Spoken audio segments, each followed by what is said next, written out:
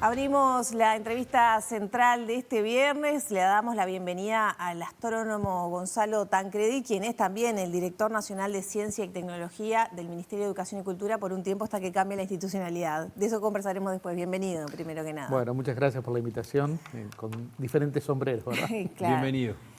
Bueno, un gusto recibirlo. Han habido algunos fenómenos últimamente que han generado, bueno, muchas opiniones, mucha curiosidad también, así que te invitamos para poder conversar sobre ellos. Uno tiene que ver con este cometa 3I Atlas, que ha tenido miradas de todo tipo, incluso de que no se trataba de un cometa. En tu opinión, en la información científica que has recabado, ¿de qué estamos hablando? De un cometa, exactamente. O sea, tiene todas las características de un cometa.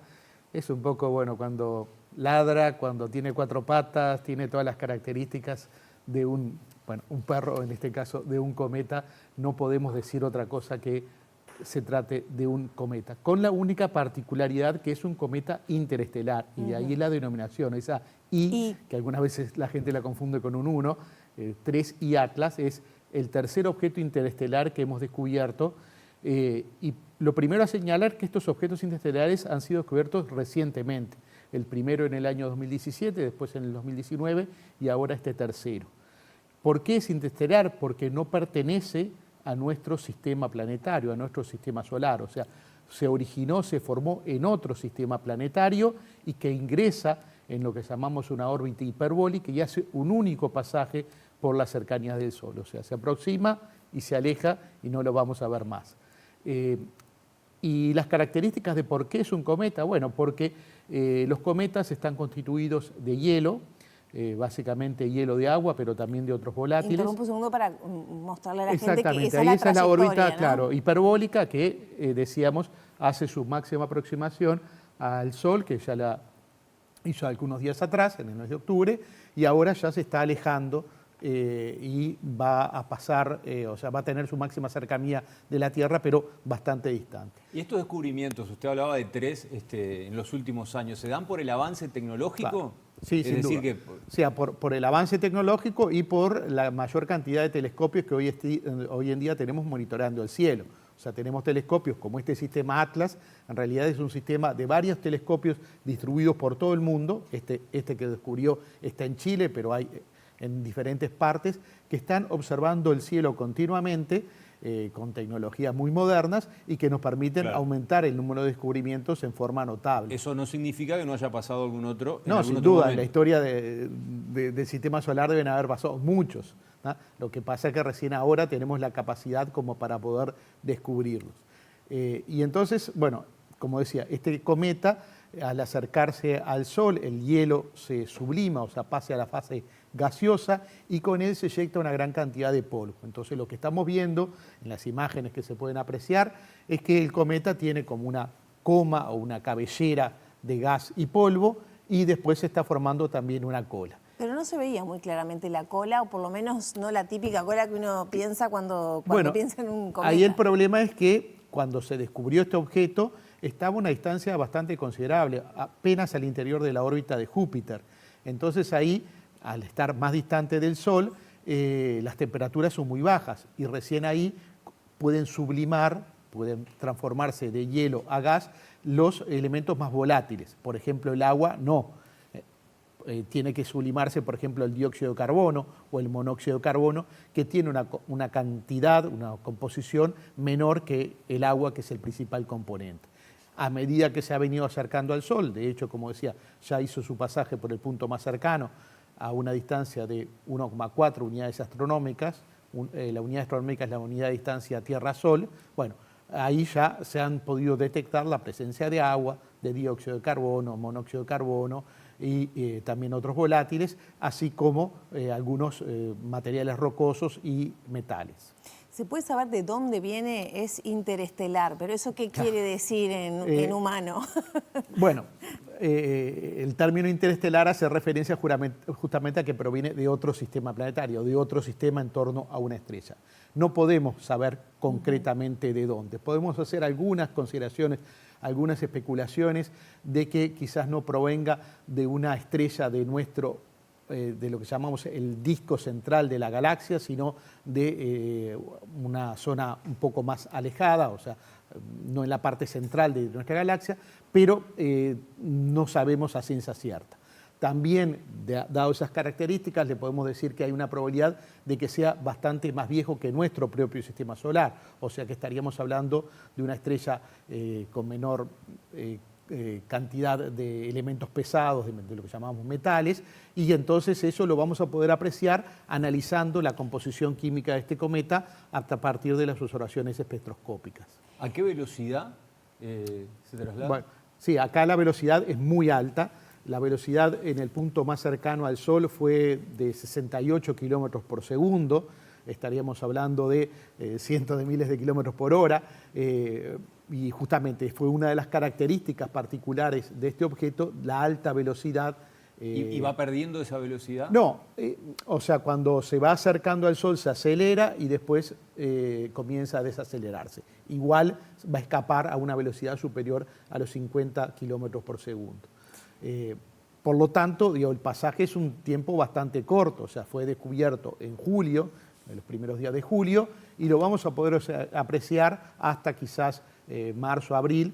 En marzo, por ejemplo, va a ser una aproximación a Júpiter a una distancia relativamente corta, y la fecha, digamos, para mejor observación comienza en estos días, porque anteriormente, durante ese momento en el cual hizo su pasaje por la cercanía del Sol, estaba como detrás del Sol, no lo podíamos observar. Ahora, en estos días, lo podemos observar, pero, vale la aclaración, no lo vamos a observar ni a simple vista, ni siquiera con pequeños telescopios. Bien. Necesitamos un telescopio de mediano porte. ¿Sabes, Lore, que sí, me quedo pensando y no puedo no preguntarle esto? ¿Hay temor porque en algún momento ingrese un cometa de esto y pase cerca de la Tierra, por ejemplo? Sí.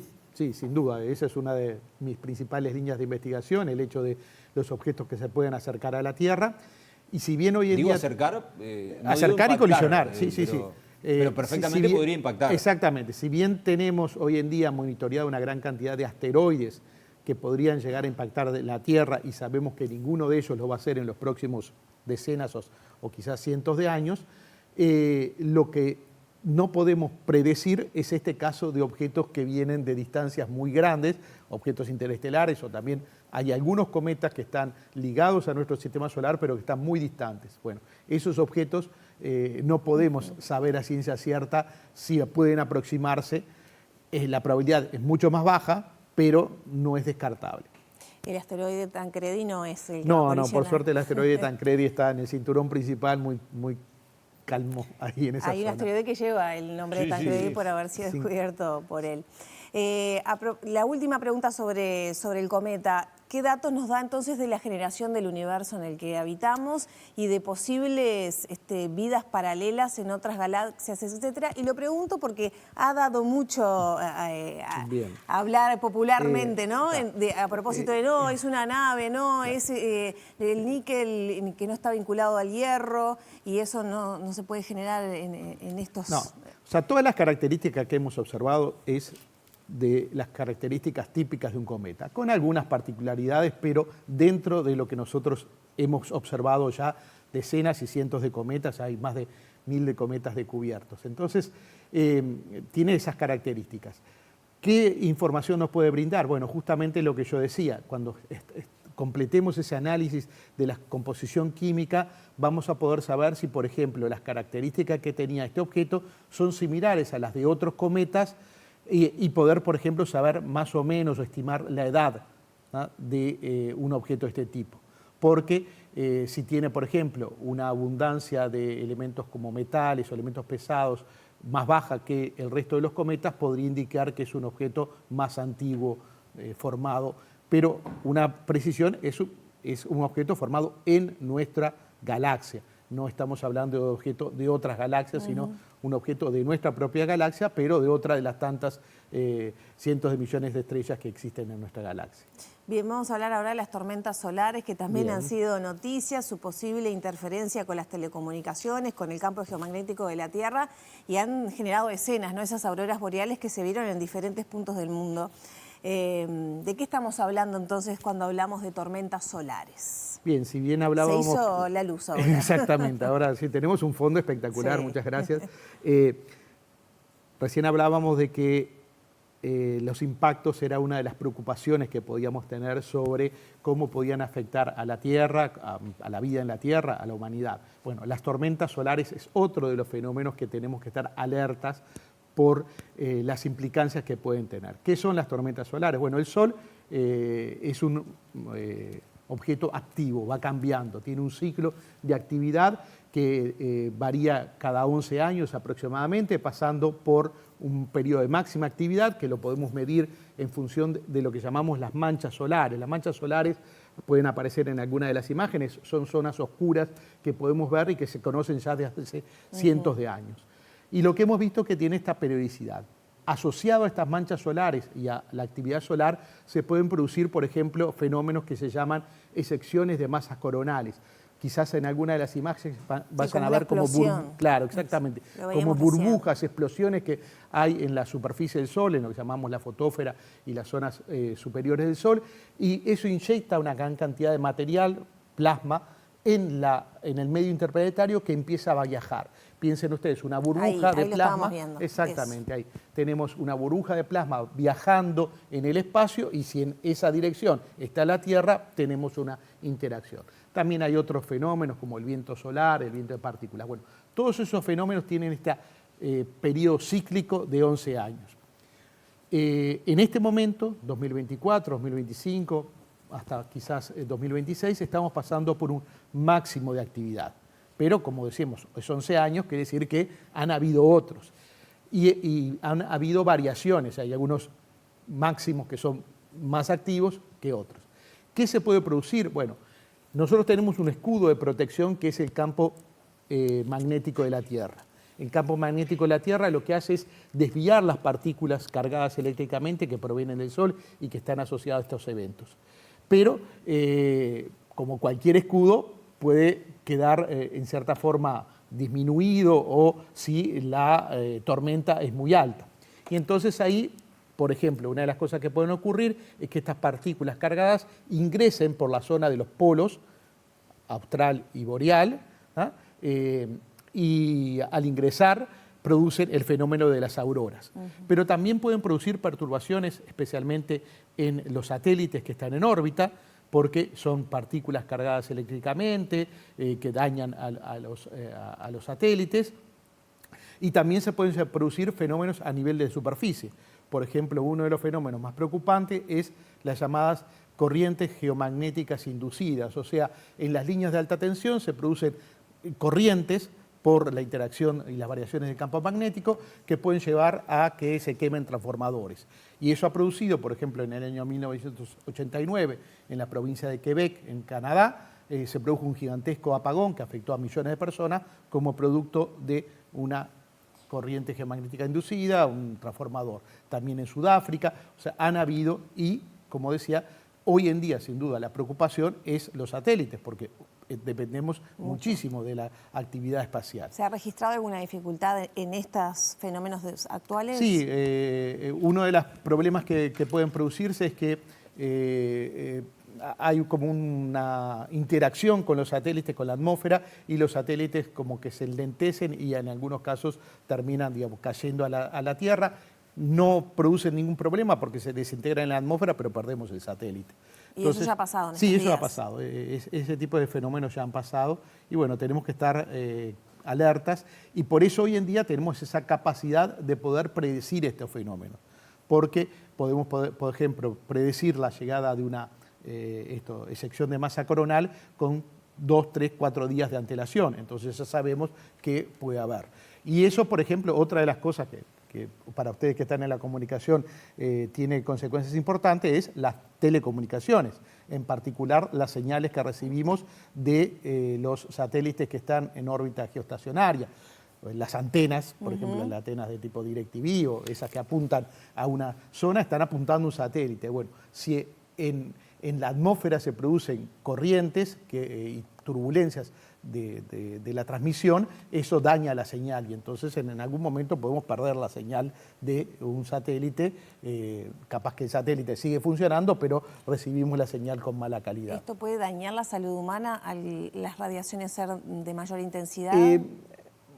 Hay poco estudio sobre cómo afecta, porque, como decía, estos fenómenos recién nos empezamos a dar cuenta en los últimos años, porque veíamos las auroras, algo que es espectacular, y si tiene alguna posibilidad de visitar esas zonas, lo recomiendo, porque realmente es un espectáculo hermoso, pero no nos dábamos cuenta de las consecuencias que podían tener. Hoy en día las consecuencias las vemos más bien en todo lo que es el equipamiento electromagnético, ¿ah? Tanto en tierra como en órbita. Y falta estudio sobre cuáles son las consecuencias. En particular, dado la particularidad que nosotros tenemos aquí en esta región de lo que llamamos la anomalía magnética del Atlántico Sur, que afecta a las regiones de Paraguay, sur de Brasil, noreste de Argentina y Uruguay, que es la zona de campo magnético en la Tierra más bajo. Y entonces, en cierta forma, ese escudo está un poco debilitado. Y lo que sí sabemos que, por ejemplo, los satélites cuando pasan por encima nuestro son mucho más afectados que si pasan en otras regiones. Tienen una cantidad de ruido, desperfectos, mucho más frecuentes cuando pasan por encima de esta región. Así que es de la cantidad de cosas que todavía nos queda por investigar y estudiar más. Y entonces capaz que ahora justamente lo asociamos con lo otro que era la necesidad de seguir investigando. ¿Algún inconveniente para los próximos días? No, lo que hemos visto en los últimos meses es que han habido varios episodios de este tipo de tormentas solares que nos han afectado.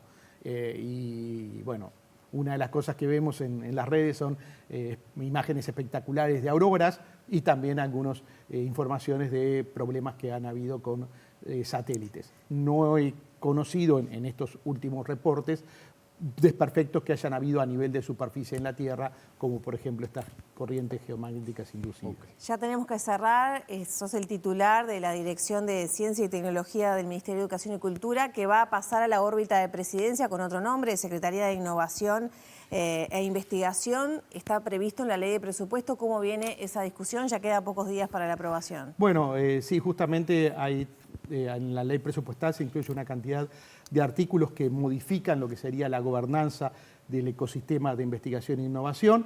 Se crea o se formaliza la creación del programa Uruguay Innova con un consejo estratégico integrado por varios ministerios para liderar y articular ese sistema, y dentro de ese marco se crea la Secretaría de Ciencia y Valorización del Conocimiento y la supresión de la Dirección de Innovación, Ciencia y Tecnología del MEC. O sea, esta actividad que anteriormente la llevaba adelante el MEC de liderar y de coordinar las políticas de ciencia, tecnología e innovación, pasan ahora a la órbita de Presidencia de la República, y bueno, estamos a la espera de que esto se termine de aprobar en la ley presupuestal y comience a funcionar a partir de enero del próximo año. Muchas gracias por estos minutos. Gracias a ustedes.